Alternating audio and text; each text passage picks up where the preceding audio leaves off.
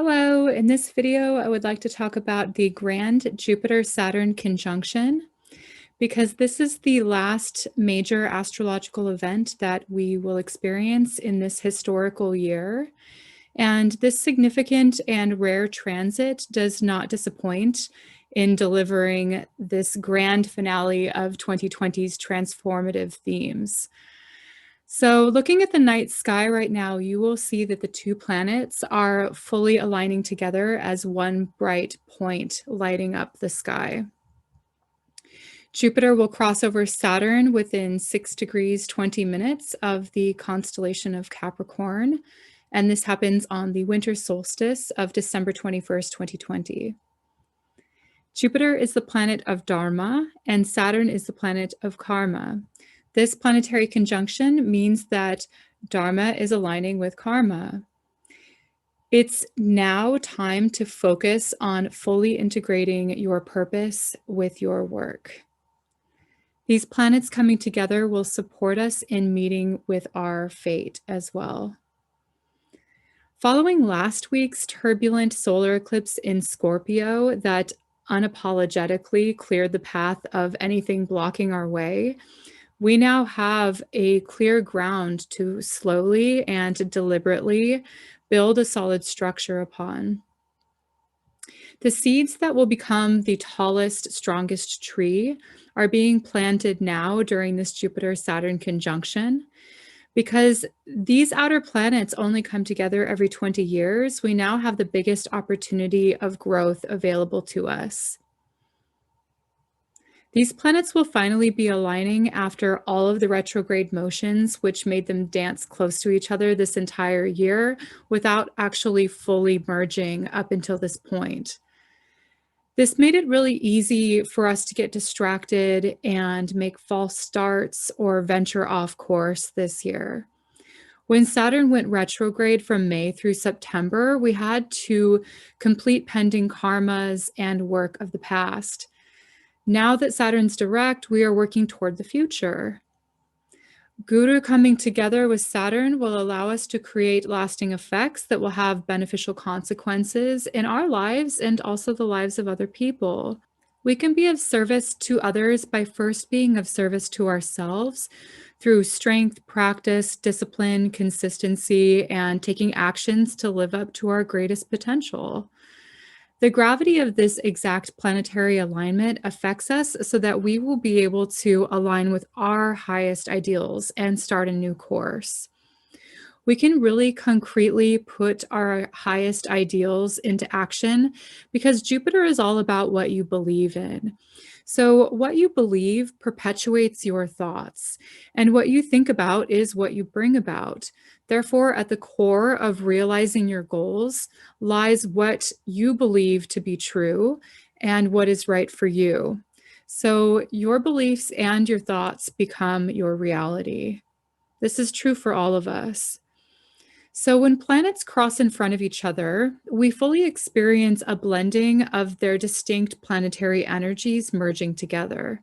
So when Saturn and Jupiter come together in less than 1 degree, they are in Graha Yuddha, a planetary war, to which Saturn always wins because he is the outermost planet.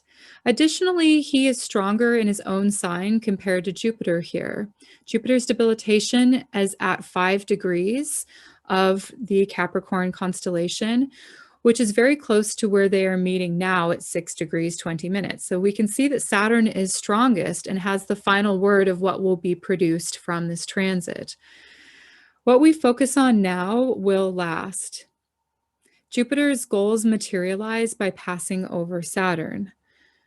Actions taken now have these long-term consequences and hold lots of potential for continuing what is produced now. Since Saturn's energy dominates over the two of them within his own earthy, sober sign of Capricorn, in order to make the most of this transit on a personal level, it's time to focus. Cutting out distractions and getting down to only the essential elements is really what's the most important thing here. So Saturn is a minimalistic planet, only about the essentials. When Saturn moved into Capricorn at the beginning of this year, essential workers became so important. These are Saturn words. Saturn takes anything that is inessential and inconsequential and makes it essential by due process of removal and compression. So that's how it functions. It really might be a time to ask ourselves, what do I really need? What do I really need? Do I really need this? This is really a time that can remind us that less is more. So, more freedom and more space to do what really matters. This is the absolute best time to find opportunities to be of service. Saturn is the Karaka of the natural sixth bhava, which is also called the serve or suffer house. So you have a choice. You can serve or you can suffer. The ills that come from the sixth house do produce challenges. So it's best to mitigate those negative planetary or these negative influences by giving. So look for ways to serve, as this is really what brings meaning to life anyway. Jupiter is all about living a meaningful life.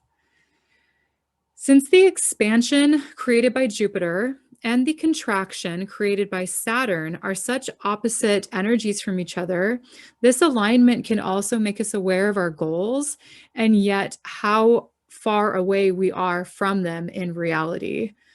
This is good because it breeds motivation to close the gap of what we envision and what we currently have. However, it's important not to take on more responsibilities than we can actually handle. Biting off more than we can chew is indigestible.